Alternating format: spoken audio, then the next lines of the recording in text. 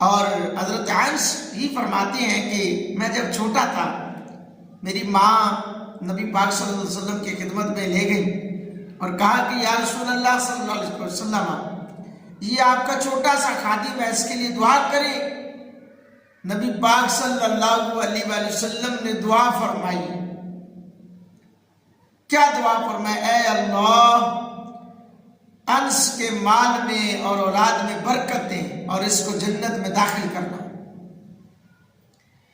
حضرت انس رضی اللہ تعالیٰ نے فرماتے ہیں کثرت مال اور اولاد کی دعا تو پوری ہو گئی، میرا باغ سال میں 2 مرتبہ پھل دیا کرتا تھا۔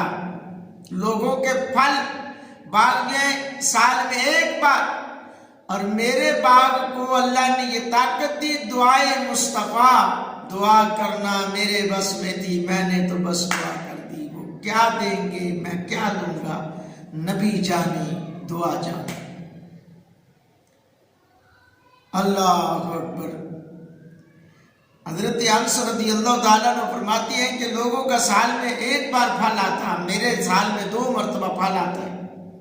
اور اولاد کے حوالے سے کہ 106 اور دوسری روایت میں 78 بیٹے اور 2 بیٹیاں، تیسری دعا کے پورے ہونے کی میں امید کرتا ہوں۔